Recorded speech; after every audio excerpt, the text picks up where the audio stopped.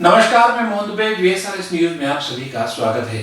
आइए नजर डालते हैं देश और दुनिया की तमाम टॉप 10 खबरों पर। बिहार के सीएम नीतीश कुमार अब पीएम मोदी से जातीय जनगणना को लेकर बातचीत कर सकेंगे। आखिरकार पीएम मोदी ने नीतीश कुमार को मिलने का समय दे दिया है। सीएम नीतीश अपने प्रतिनिधिमंडल के साथ 23 अगस्त को पीएम मोदी से मुलाकात करेंगे। दरअसल जेडीयू बिहार में जातीय जनगणना कराना चाहती है, लेकिन बीजेपी उनके रुख से सहमत नहीं है, जिसके बाद राज्य में दोनों सहयोगी पार्टियों में तनातनी देखने को मिल रही है। पीएम मोदी की तरफ से मुलाकात का समय मिलने पर सीएम नीतीश ने उनका आभार जताया है।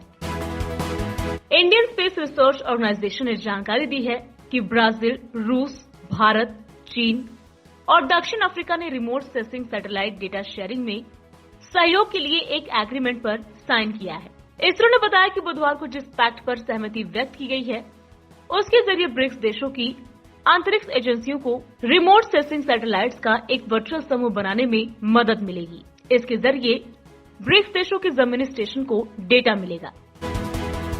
उत्तर प्रदेश विधानसभा में मुख्यमंत्री योगी आदित्यनाथ विपक्ष के सवालों का जवाब दे रहे हैं। मुख्यमंत्री ने सदन में युवाओं के लिए बड़ा ऐलान किया। कहा कि युवाओं के लिए जो 3000 करोड़ रुपए का बजट लाया जा रहा है, उसकी मदद से 1 करोड़ युवाओं को स्मार्टफोन दिया जाएगा। इसके अलावा 3 प्रतियोगी परीक्षाओं में शामिल होने के लिए युवाओं को भत्ता भी दिया जाएगा। 1 जुलाई 2021 से महंगाई भत्ता 28% बढ़ाया जा रहा है। इससे 16 लाख सरकारी कर्मचारी और पेंशनर को लाभ मिलेगा। अधिवक्ता समुदाय को समाज की सुरक्षा की गारंटी भी दिया जाएगा। युवा अधिवक्ताओं को 5 लाख की सुरक्षा गारंटी दी जाएगी। गौवंश का संरक्षण करने के लिए हर माह एक गौवंश पर 900 रूपए दिए जाएंगे। संस्कृत विद्यालयों में शिक्षकों की भर्ती प्रक्रिया फिर शुरू होगी। यहाँ पढ़ने वाले बच्चों को सुविधाएं दी जाएंगी, स्कॉलरशिप भी दी जाएगी। पश्चिम बंगाल सरकार को बड़ा झटका लगा है। कलकत्ता हाई कोर्ट ने चुनाव बाद हिंसा मामले में सीबीआई जांच के आदेश दिए हैं। साथ ही कोर्ट ने एसआईटी टीम के गठन का भी निर्देश दिया है और राज्य सरकार को पीड़ितों को मुआवजा देने के लिए कहा है। कलकत्ता हाई कोर्ट ने पश्चिम बंगाल में चुनाव बाद हिंसा के मामले में हत्या और महिलाओं के खिलाफ अपराध और बलात्कार सहित मानवाधिकार उल्लंघन के आरोपों की अदालत की निगरानी में सीबीआई जांच का आदेश दिया है। हाई कोर्ट ने अन्य सभी मामलों की जांच एसआईटी को सौंपी है। आखिरकार नारायण राणे ने भारी बंदोबस्त के बीच शिवाजी पार्क स्थित स्वर्गीय बाला साहेब ठाकरे के स्मृति स्थल पर पुष्प वंदन किया। नारायण राणे ने स्मृति स्थल पर जाने की घोषणा कई दिनों पहले ही कर दी थी। हालांकि शिवसेना के नेताओं ने नारायण राणे का जमकर विरोध किया था। उनका कहना था कि नारायण राणे के पास स्मृति स्थल पर जाने का नैतिक अधिकार नहीं है। नारायण राणे के साथ उनके दोनों बेटे नीलेश और नीतीश राणे भी मौजूद थे। इसके अलावा महाराष्ट्र बीजेपी के तमाम दिग्गज नेता भी उनके साथ जन आशीर्वाद यात्रा में सहभागी हुए। स्मृति स्थल का दर्शन करने के बाद नारायण राणे ने कहा कि आज अगर बाला साहेब जिंदा होते तो वो मेरे सर पर हाथ रखकर ये कहते कि नारायण तुम इसी तरह से प्रगति करते रहो। लालू यादव की पार्टी आरजेडी में इन दिनों सब कुछ ठीक नहीं चल रहा है। बिहार आरजेडी अध्यक्ष जगत आनंद और लालू के बड़े बेटे तेज प्रताप यादव में इन दिनों तनातनी देखने को मिल रही है।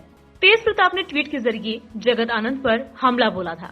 उसका जवाब देते हुए बिहार आरजेडी अध्यक्ष ने कहा कि लालू यादव के सिवा कोई भी उनसे सफाई नहीं मांग सकता।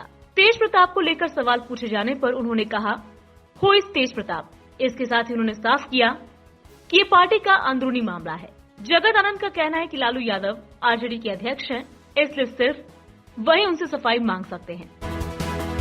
केंद्रीय वाणिज्य और उद्योग राज्य मंत्री अनुप्रिया पटेल बुधवार को जन आशीर्वाद यात्रा लेकर प्रयागराज पहुंची। केंद्रीय मंत्री के नेतृत्व में पहुंची जन आशीर्वाद यात्रा का प्रयागराज में कई जगहों पर स्वागत किया गया।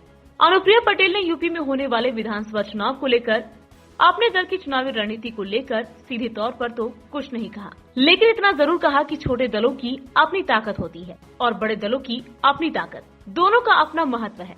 इसलिए साथ मिलकर चुनाव लड़ने से ही यूपी विधानसभा चुनाव में जीत होगी। इस दौरान केंद्रीय मंत्री ने नारा भी दिया कि एसपी हाफ बीएसपी साफ और कांग्रेस का तो कई प्रदेशों से चला आ रहा है जीत का स्विच ऑफ।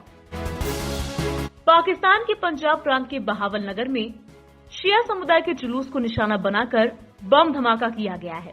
इस हमले में 3 लोगों के मारे जाने की खबर है। स्थानीय पुलिस ने कहा कि गुरुवार को मध्य पाकिस्तान में शिया मुसलमानों के जुलूस के बीच एक शक्तिशाली बम धमाका हुआ।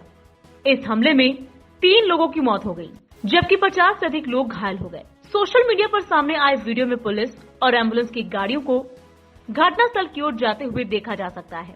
कई घायल लोगों को पंजाब प्रांत के पूर्वी हिस्से में मौजूद इस शहर में सड़क किनारे मदद के इंतजार में बैठे दिख रहे हैं। दिल्ली में 1000 लो फ्लोर बसों की खरीद में कथित अनियमितता का मामला सीबीआई को सौंपा गया। अब सीबीआई इस मामले की जांच करेगी।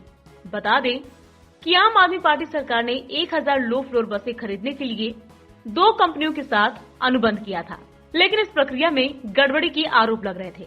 दिल्ली पुलिस की भ्रष्टाचार निरोधक शाखा ने परिवहन विभाग के सतर्कता निदेशक को इस संबंध में पत्र लिखा था, लेकिन 1 माह बाद भी जवाब नहीं मिला। अब इस मामले की जांच सीबीआई से कराने को इजाजत दे दी गई है। इससे पहले भाजपा ने आरोप लगाया था कि बसों की कीमत से अधिक खर्च इनके 3 साल के रखरखाव पर किया जाएगा, जबकि खरीद की शर्तों के मुताबिक 3 साल तक इन बसों के रखरखाव की जिम्मेदारी आपूर्तिकर्ता कंपनियों की ही होनी चाहिए। अफगानिस्तान में तालिबानी हुकूमत के बीच कई इलाकों में तालिबान का विरोध भी हो रहा है, लेकिन ऐसे लोगों को गोलियां खानी पड़ रही है। ताजा घटना पाकिस्तान से सटे अफगानी प्रांत कुनार की राजधानी आसादाबाद की है। यहाँ अफगानिस्तान के स्वतंत्रता दिवस के मौके पर निकाली जा रही रैली में लोग अफगानी झंडा लहरा रहे थे। इन पर तालिबान ने फायरिंग कर दी, जिससे भगदड़ मच गई। इस हिंसा में कई लोग मारे गए हैं।